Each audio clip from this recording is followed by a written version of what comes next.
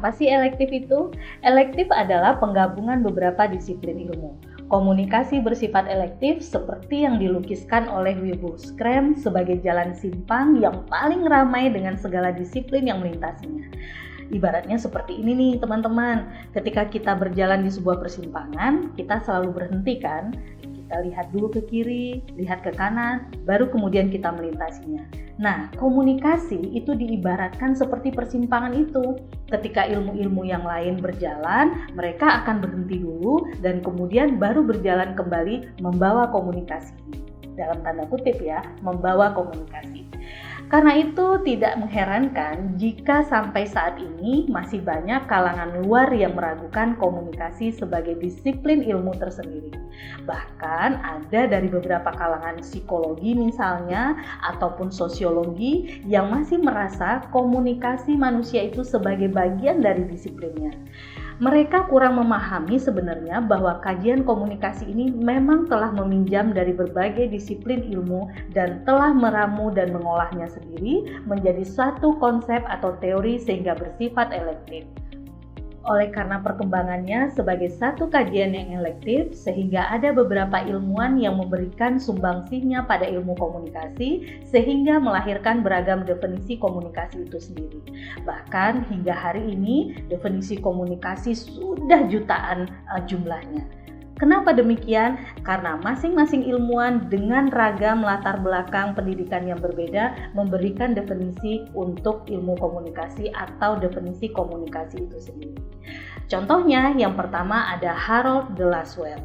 Nah, Harold de Lasswell ini sebenarnya adalah salah satu tokoh di bidang ilmu politik, tetapi beliau memberikan definisi untuk komunikasi itu sendiri, di mana definisi yang diberikan oleh Lasswell tentu berkaitan dengan kegiatan politik atau keilmuan dan latar belakang yang dimilikinya.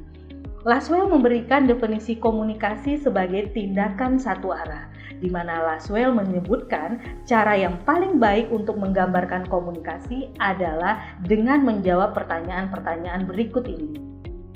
Who says, what in which channel, to whom, dan with what effect?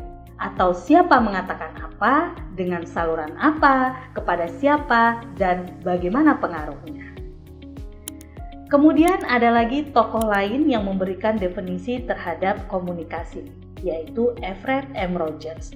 Dengan latar belakang ilmu sosiologi, Rogers memberikan definisi komunikasi sebagai sebuah proses di mana satu ide dialihkan kepada satu penerima atau lebih, dengan maksud untuk mengubah tingkah laku mereka. Fokus definisi yang disampaikan oleh Rogers ini adalah pada terjadinya perubahan perilaku dari keterlibatan pelaku komunikasi. Sementara tokoh yang lain juga memberikan definisi komunikasi, yaitu Karl Hoffland dan Paul Lazarev. Dengan latar belakangnya sebagai ilmuwan dalam bidang psikologi, Hoffland dan Lazarev juga melihat komunikasi sebagai kontrol sosial dan stimuli respon. Hoffland menyebutkan definisi komunikasi sebagai proses yang memungkinkan seseorang, dalam hal ini komunikator, menyampaikan rangsangan dalam bentuk lambang-lambang verbal untuk mengubah perilaku orang lain, dalam hal ini komunikan.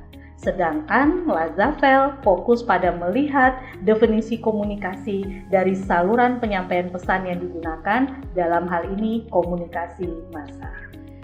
Tokoh berikutnya yang memberikan definisi terkait dengan komunikasi adalah Shannon dan Weaver.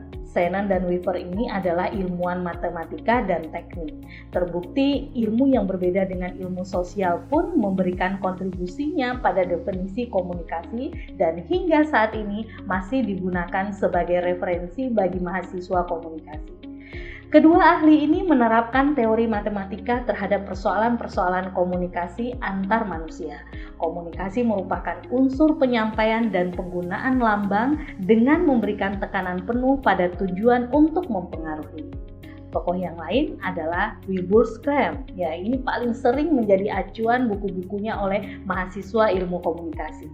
Sebenarnya Scrum sendiri juga latar belakangnya bukan dari ilmu komunikasi, tetapi justru berasal dari fokus kajian ilmu bahasa. Scrum menekankan komunikasi merupakan penggunaan informasi secara bersama atau pengguna bersama. Dengan kata lain, komunikasi merupakan proses membagi atau menggunakan informasi secara bersama dan bertalian antara para peserta dalam proses informasi. Nah, dari sumbangsi ilmuwan dengan latar belakang pendidikan yang berbeda tadi, maka tidak heran ketika teman-teman yang sedang belajar di jurusan ilmu komunikasi di beberapa perguruan tinggi yang ada di Indonesia melihat ada ragam topik dan pendekatan yang dipelajari. Misalnya, teman-teman mendapatkan mata kuliah komunikasi politik misalnya ya. Nah, ini merupakan penggabungan dari ilmu komunikasi dan politik.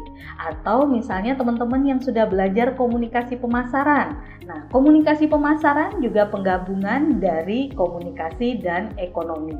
Sosiologi komunikasi, penggabungan dari sosiologi dan komunikasi. Kemudian psikologi komunikasi, penggabungan dari kajian psikologi dan ilmu komunikasi.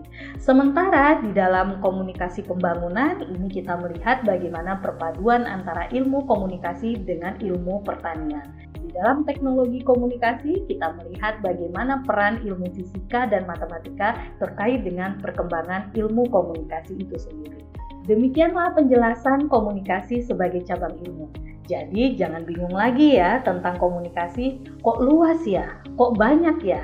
Hal ini dikarenakan karena komunikasi sebagai ilmu yang memiliki paradigma yang multi makna dan diperkaya dari ilmu-ilmu sosial lainnya.